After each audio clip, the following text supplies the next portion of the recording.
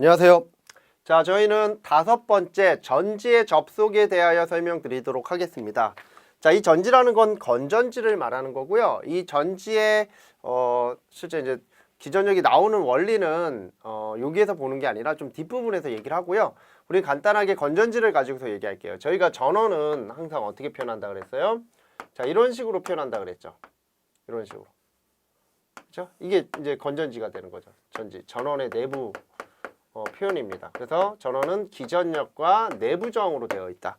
그럼 얘도요 건전지가 하나, 두 개, 세 개, 네 개죠. 그러면 얘도 이렇게 나타낼 수 있다는 걸 좀 아셔야 돼요.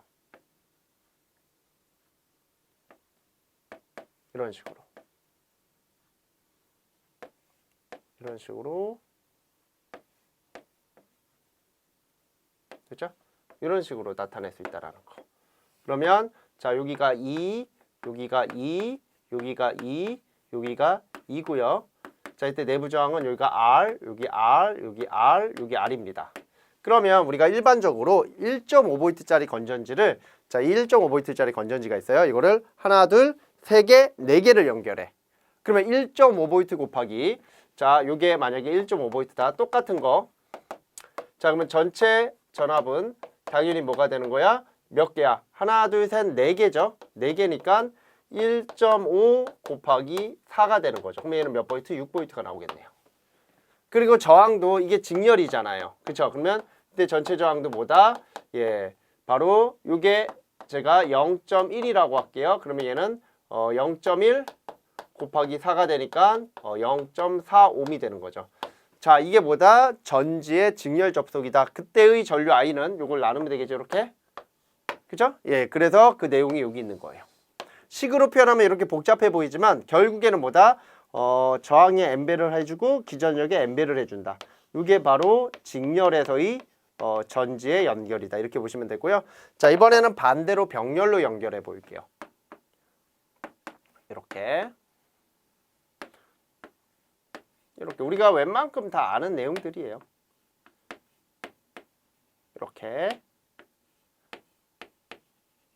이렇게 됐죠? 그러면 자, 여기가 뭐야? 2, 여기도 2, 여기도 2, 여기도 2가 되고요.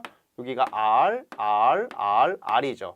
그러면 제가 1.5V짜리 건전지를 1.5V, 1.5V, 1.5V, 1.5V 4개를 연결해서 병렬로. 그럼 몇 볼트? 1.5V. 그래서 자, 이때 나오는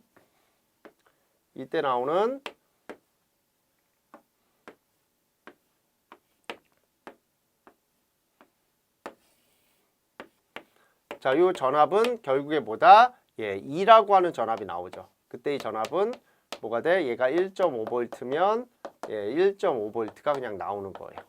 그리고 이때 저항은 자, 얘가 0.1이면 하나, 둘, 셋, 네 개죠? 이때 RT는 뭐다? N분의 R이 돼야 되니까 자, 이게 뭐야? 4고요. 여기가 0.1이 되겠죠? 예, 이렇게 나타낼 수 있어요. 그럼 당연히 이걸 나누면 그때 이 전류가 되겠죠. 그래서 그 식이 어디에? 여기에 있다라는 거예요. 자, 어렵지 않아요. 그러면 결국에 뭐다? 직렬일 때는 기전력하고 내부 저항이 개수만큼 늘어나고요. 병렬일 때는 기전력은 일정하고 전압은 일정하고 뭐만? 내부 저항만 줄어든다라는 거. 그 내부 저항이 줄어드니까 내부 저항이 줄어드는 것만큼 뭐가 되는 거야? 전류는 더 커질 수 있다라는 거죠. 그래서 직렬일 때는 전압 뻥튀기가 되고요. 병렬일 때는 전류 뻥튀기가 되는 거예요. 직렬일 때는 전압이 커지고 병렬일 때는 전류가 커진다라는 거예요. 그래서 나중에는 얘는 용량이 커지고 얘는 출력이 커진다 이렇게도 얘기를 해요. 어디 가시면? 기기 가시면. 그래서 이런 기본적인 베이스 내용을 명확하게 이해를 하셔야 됩니다. 그래서 전지의 접속 이렇게 같이 좀 봐주시면 되고요. 자, 다음 내용 볼게요. 자, 키르호프의 법칙이 나옵니다. 이 키르호프의 법칙은 시험 문제로 나오는 경우는 극히 적습니다. 근데 우리가 개념적인 거는 좀 알고 가실 필요가 있어요. 그러면 키르호프의 법칙은 자, 키르호프라는 사람은 독일 사람입니다. 자, 얘는 뭐다? 에너지 보존 법칙. 자, 에너지 보존 법칙은 뭐야? 저희가 항상 이런 얘기 좀 종종 하는데 친구 중에 좀 등치가 좀 있고 막 살이 이렇게 드륵드륵 찐 애가 있어요. 예, 그 친구한테 항상 뭐라고 얘기하냐면 야, 너는 왜 이렇게 살이 쪘어? 라고 하면 그 친구는 뭐라고 그래요? 몰라, 나 먹는 것도 없는데 살이 쪄? 라고 얘기해요. 저는 이런 부분들은 에너지 보존 법칙에 위배된다라고 얘기를 해요. 왜냐하면 먹는 게 없는데 살이 찐다? 아니 들어간 게 없는데 출력이 나와요? 되게 신기한 거죠. 예, 그러니까 뚱뚱한 친구가 만약에 누군가가 그렇게 물어보면 많이 먹는데 많이 찐다 이렇게 얘기하든가 아니면 나는 다른 사람보다는 좀 덜 먹는 것 같은데 체질적으로 살이 잘 붙는 스타일이다 이렇게 얘기를 해야 되는 게 맞는 거예요. 체질에 따라 다르거든요. 예, 흡수량이 좋을 수 있어요. 장이 너무 튼튼해서 다른 사람이 장에서 흡수되는 게 80이면 얘는 100을 흡수하는 거죠. 그러면 20%가 뭐가 되는 거예요? 더 흡수되는 거죠. 그러면 먹는 양을 더 줄여야 되는 거예요. 그거는 체질마다 다를 수 있어요. 그래서 나는 아무것도 안 먹는데 살이 찐다. 이거는 순뻥이죠. 특히나 여자분들 중에 그런 분들 되게 많아요. 난 아무것도 안 먹는데 살이 쪄. 근데 여자분들 대화하는 거 유심히 옆에서 보시면 어때? 예, 거의 80, 90% 거의 100%예요. 예, 먹는 얘기예요. 남자들은 거의 여자 얘기가 80, 90%고요. 여자들은 거의 대부분이 보다 먹는 얘기가 많아요. 뭐냐면 관심 대상이 좀 다르기 때문에 그럴 수는 있는데 중요한 건 바로 보다 많이 먹기 때문에 많이 찌는 거다. 아니면 적게 먹더라도 찐다. 근데 안 먹는데 찐다. 이건 말이 안 된다라는 거예요. 반대로 먹었는데 안 찐다. 이건 가능해요. 왜? 장이 안 좋을 수 있잖아요. 효율이 떨어질 수 있잖아요. 그렇죠? 그러니까 나는 굉장히 많이 해요. 우리 먹방하는 아가씨들이 있잖아요. 막 몸은 호리호리한데 뭐 저의 한 3배 정도를 먹는 것 같아요. 막 쑤셔 넣어. 근데 저는 항상 그 분들이 화장실 어떻게 할까 이게 좀 궁금하긴 해요. 예, 먹는데 나와야 될 거 아니야. 근데 그 많은 양이 나온다? 이것도 좀 상상하니까 좀 힘들긴 하지만 하여튼 중요한 건 바로 뭐다? 많이 먹었는데 살이 안 찔 수는 있다라는 거죠. 효율이 떨어지는 경우 별로 좋은 건 아니에요. 그러니까 효율이 좋은 거는 적게 먹었을 때 많이 찔 수 있는 게 오히려 그게 효율은 좋은 거죠. 그러니까 지금이야 이제 그게 이제 비만이기 때문에 안 좋긴 하지만 예전에 우리 진짜 못 먹던 시절에는 조금 먹었는데 내가 살이 많이 찐다. 이건 좋은 거예요. 어떻게 보면은 조금만 먹어도 되는 거 아닙니까? 근데 많이 먹었는데 안 찐다. 이거는 오늘날에는 좋죠. 오늘날에는 나 먹고 싶은데 다 먹었는데도 안 쪄. 얼마나 행복합니까? 근데 효율 면에서는 그리 썩 좋은 건 아니다라는 거예요. 그래서 결국에 뭐냐면 에너지 보존 법칙은 들어가는 게 P1이면 나오는 게 P2다 이거예요. 에너지 보존 법칙은 그래서 그거를 어느 입장에서 두 가지 입장에서 보는 거야. 전류 입장과 전압 입장에서 본 게 키르우프예요. 자, 그럼 첫 번째 무슨 법칙? 전류 법칙이 나와요. 자, 이거를 키르우프의 커런트 로우라고 해서 KCL이라고 합니다. 자, 이 전류 법칙은 뭐냐면 전류의 입장에서 하나의 접속점을 잡아놓고 10이라고 하는 전류가 들어가면 10이라고 하는 전류가 나와야 된다라고 하죠. 제가 그림 이런 거 그리잖아요. 이렇게 그려놓고 항상 그런 얘기 했잖아요. 자, 여기에 저항이 있다라는 거죠. 그럼 만약에 이 저항에 들어가는 전류가 물이 10이야. 10A야. 그러면 나오는 것도 얼마가 돼야 돼? 10이 돼야 되겠죠. 그래서 10이 들어가면 10이 나와야 된다. 이게 뭐다? 전류의 법칙입니다. 즉 하나의 접속점을 잡아놓고 들어가는 게 10이면 나오는 게 10이야. 그러면 들어가는 건 뭐야? I1 플러스 I2 플러스 I4는 뭐와 같다? I3와 같다. 즉 요 전류하고 요 전류하고 요 전류, 요 세 전류의 합이 10이면 나오는 전류 I3도 10이 돼야 된다라는 거예요. 그러면 이 절점을 노드라고 합니다. 이걸 절점이라고 하고 요 절점을 노드라고요. 이 노드에 들어가는 게 10이면 나오는 게 10이다. 즉 출입하는 전류의 합은 0이다라는 거죠. 출입하는 전류의 합은 0이다. 자, 이거 넘기면 마이너스 I3니까 얘는 0이다. 이렇게 들어가는 거죠. 맞죠? 이게 뭐다? KCL. 키르우프의 전류 법칙 한 번 정도는 알아두실 필요는 있어요. 내가 만약에 한전 공기업을 가신다라고 하는 학생들은 이러한 키르우프의 법칙을 말로 물어봐요. 면접반에서. 면접 실제 이제 시험장에서. 그러면 결국엔 뭐다? 이런 것들을 우리 한전을 대비하시는 친구들은 보셔야 되는 겁니다. 우리 특성화고 또는 마이스터고 학생들 중에 우리가 기능사 자격증을 꼭 일반인들만 따는 게 아니잖아요. 우리 학생들도 많이 보시는데 그 중에서 이제 나는 진로를 대학교 가는 대신에 한전 직무직으로 가겠다. 한전 뭐 송배전 직무직이든 어디든 이렇게 가겠다라고 하는 친구들이 있어요. 그런 친구들은 면접을 준비하셔야 되는데 그때 이런 키르우프의 법칙 잘 물어봐요. 자, 그 다음에 두 번째는 전압 법칙이 있어요. 이 전압 법칙도 전압 보존의 법칙이다라고 보시면 돼요.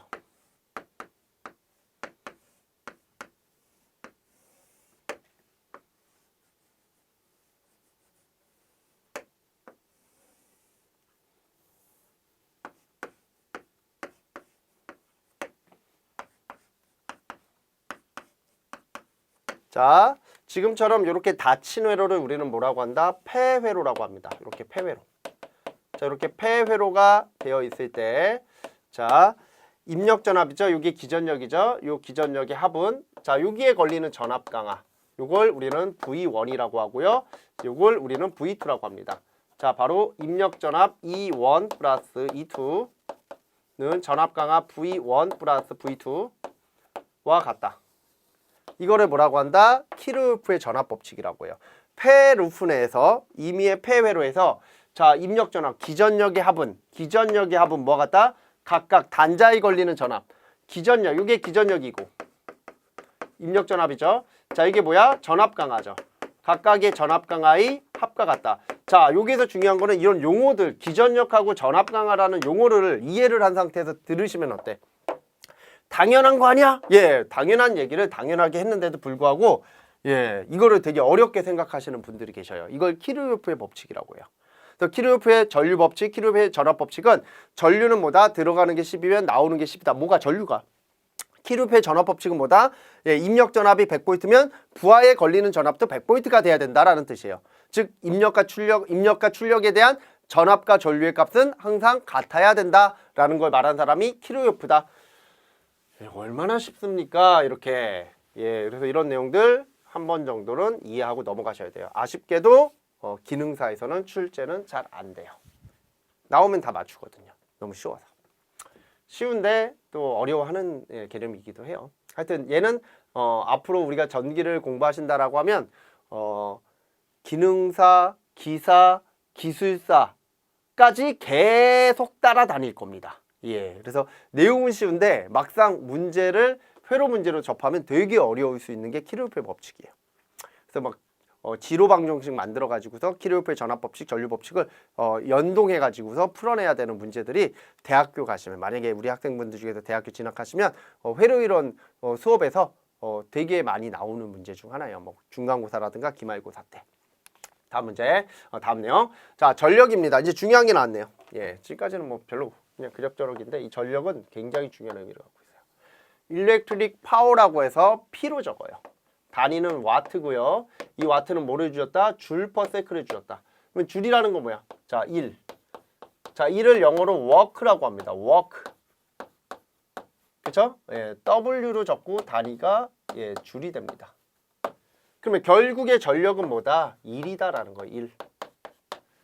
이게 포인트예요. 그러면 1을 어떻게 우리가 표현할 수 있는가? 자, 우리가 100W, 200W라는 거는 등기구, 선풍기 또는 전열기 또는 에어컨 같은 데서 많이 얘기합니다. 그게 전력이에요.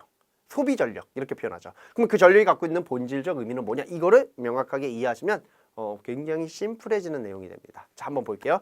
자, 우리가 전기 에너지를 집어넣는다라는 사실은 변함이 없어요. 그게 등기구든 냉장고든 에어컨이든 선풍기든 간에. 근데 등은 그 전기 에너지가 빛으로 발현이 되고요. 그 다음에 선풍기는 회전을 하니까 기계적인 에너지가 되고요. 에어컨은 열 에너지, 냉동 에너지 또는 히터, 열 에너지에 대한 형태로 발현이 되는 겁니다. 분명 내가 집어넣은 건 전기 에너지인데 그 전기 에너지가 여러 형태로 나타날 수 있겠다라는 거죠. 이게 중요한 거예요. 그러니까 전기라는 에너지가 왜 우리가 많이 사용해야 되고 앞으로 가야 되는 에너지가 다 전기 에너지로 가야 되냐 하는 이유가 여러 가지가 있지만 첫 번째는 뭐다? 공해가 거의 없어요. 친환경적이고 손실도 적어요. 다른 에너지에 비해서. 열 손실이 별로 없기 때문에. 맞죠? 그리고 또 뭐가 되는 겁니까? 변환이 자유롭다라는 거예요. 다른 에너지로. 그렇기 때문에 우리는 전기 에너지를 잘 활용해야 되는데 단점은 저장이 용이하지 못하다. 그래서 이 저장 문제만 해결이 되면 전기 에너지가 모든 에너지를 대처할 수 있는 그런 여건으로 바뀌어갈 겁니다. 지금 차츰 바뀌고 있어요. 그러면 결국에는 뭐다? 전기 자격증은 반드시 취득을 해야 된다는 거죠.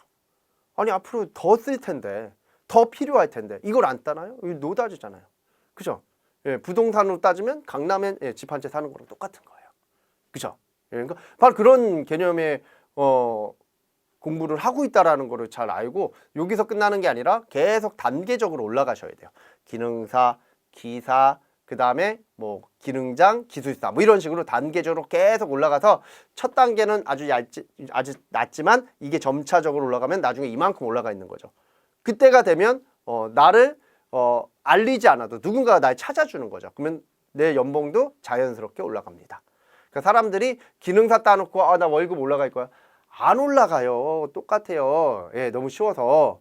그러니까 내가 월급이 좀 올라가려면 기사 정도는 최소한 따야 되고요. 요즘에 기능장도 엄청나게 어렵습니다. 예, 아예 바뀌었어요. 고시 시험 수준으로. 예전 기능장하고 달라요. 그래서 예전에 기능장은 기능사 좀 하셨던 분이 하시면 되는데 요즘은 기사하고 그 다음에 기능장으로 올라가게끔 루트를 만들어놔서 조금 많이 어렵고요. 기술사는 인생을 걸어야 될 정도로 난이도가 있습니다. 대신 따놓으면 완벽한 대박이다라는 거죠. 로또를 꿈꾸지 마시고요. 오히려 기술사에 도전하십시오. 확률적으로 훨씬 더 몇천 배, 몇억 배 정도 확률적으로 높아요. 왜? 우리 수강생분들은 기초서부터 차근차근 밟고 올라갈 거니까. 예, 그래서 근데 중요한 건 바로 뭐냐면 이런 전력이라는 개념은 전기 에너지를 뭐로? 다른 에너지로 변환을 시킵니다. 그래서 변환을 시켜서 그 에너지가 한 일을 전력이라고 해요. 근데 문제는 자 얼마만큼 일을 잘 하는가에 대한 개념들이 들어가야 된다는 거죠. 무슨 뜻이냐면 A라고 하는 직원과 B라고 하는 직원이 있어요. 자, 두 명의 신입사원이 들어왔습니다. 그러면 나는 A라고 하는 직원과 B라고 하는 직원한테 똑같은 업무를 지시했어요. 왜 똑같이 냈을까요? 누가 더 일을 잘하는지를 알아내기 위해서입니다. 우리가 입사를 했다고 해서 걔가 입사를 할 수 있는 기본적인 소양은 갖고 있지만 사람마다 얼마만큼에 대한 재능을 또 얼마만큼에 대한 조직과 잘 맞는지에 대한 여부는 다 달라요. 그러니까 그런 부분들을 업무를 통해서 우리가 충분히 어느 정도는 판단할 수가 있거든요. 그래서 업무를 이렇게 지시를 해요. 그랬더니 A라고 하는 직원은 얼마만큼 하루 만에 그만큼의 일을 끝냈고요. B라고 하는 직원은 일주일이 됐는데도 제대로 못 끝냈어. 그러면 누가 일을 더 잘해? A라고 하는 직원이 B라고 하는 직원보다 일을 더 잘하겠죠. 그러면 자 A라고 하는 직원이 일을 더 잘하니까 A라고 하는 직원한테 뭐를 더 많이 줘야 돼? 이 우리나라 문화가 좀 잘못된 게 일을 잘하면 일을 더 많이 줘. 그러니까 문제가 되는 거예요. 그러니까 A라고 하는 직원이 일을 잘할 필요가 없구나 라고 생각을 하는 거죠. A라고 하는 사람이 일을 잘하면 일을 잘하는 것만큼에 대한 뭐를 주면 되는 거예요? 돈을 더 주면 돼요. 그러면 일을 잘하니까 다른 아이가 하나 할 때 얘는 5개를 하겠죠. 그러면 걔보다 월급의 몇 배를 주면 되는 거예요. 그러면 뭐가 돼? 얘는 더 잘하려고 하겠죠. 그러면 B라고 하는 직원은 같이 입사했지만 상대적으로 어떻게 돼? 박탈감을 느끼겠죠. 그러면 B라고 하는 직원은 둘 중에 하나를 결정해야 돼요. 도태될 것인가? 낙오될 것인가? 끝날 것인가? 거기서 관둘 것인가? 이런 개념을 이런 부분은 생각한다든가 아니면 두 번째는 뭐다? 복수의 칼날을 갈아야죠. 즉 공부를 하는 거죠. 저는 공부를 하라 그래요. 그래서 열심히 공부를 하는 거죠. 그래서 이 B라고 하는 직원이 A라고 하는 직원을 따라잡았어. 그러면 월급이 A라고 하는 직원과 거의 동등해지겠죠. 그러면 A라는 직원은 또다시 뭐가 되는 거야? 또다시 공부를 해야 되겠죠. 이런 식으로 단계적으로 올라가. 그러면 이 A라는 직원과 B라고 하는 직원은 결국에는 몸값이 어떻게 돼? 점점 높아지는 거죠. 제가 아까 했잖아요. 단계적으로 올라갈수록 내 몸값도 같이 올라갑니다. 그럼 뭐가 돼? 둘 다 그 회사뿐만 아니라 다른 회사들이 탐내는 그런 인재가 되는 겁니다. 우리는 그렇게 생각을 해야 되는 거예요. 근데 우리의 사회는 아직까지도 A라는 직원이 일을 더 잘하면 얘한테 뭐를 더 줘? 일을 더 주니까 B라는 사람이 일을 못하거든요. 얘보다는. 그래서 B라는 사람은 안도의 한숨을 쉬는 거예요. 내가 일 못하길 잘했구나. 이 잘못된 거예요. 그러면 얘는 어떻게 돼? 일 못해야 되겠구나 이렇게 다시 내려와요. 그러면 그 회사는 계속 이 바닥만 되는 겁니다. 그러니까 이게 잘못됐어. 돈을 더 많이 줘야 돼요. 왜? 전기 에너지가 일을 하기 위해서는 에너지를 먹어야 되거든요. 근데 일을 잘하려고 그러면 에너지를 더 많이 먹어야 돼. 우리는 원동력이 뭡니까? 회사를 다니는 원동력은 월급을 받기 위한 거. 그게 나의 에너지라니까요. 그럼 월급을 얼마만큼 많이 줄 것인가? 이게 되게 중요한 부분이 되는 거예요. 연봉 협상에 있어서 우위적인 요소들을 반영해 줘야 되는 거예요. 인센티브가 들어가야 되는 겁니다. 자, 그러면 여기서 이제 결국에는 전력이라는 건 뭐다? 한 일이다라는 건데 한 일은 막연한 일의 양입니다. 즉 A라는 직원은 하루, B라고 하는 직원은 5일이에요. 그러면 당연히 뭐가 돼? A가 일을 더 잘하죠? 그래서 시간이 들어가야 돼. 1세크 동안. 그래서 전력은 얼마만큼 일을 잘 하는가예요. 잘 하는가. 잘 한다라는 거죠. 일을 얼마만큼 잘하는 정도를 전력이다라고 생각을 하시면 돼요. 그래서 단위가 줄 퍼 세크가 되는 거예요.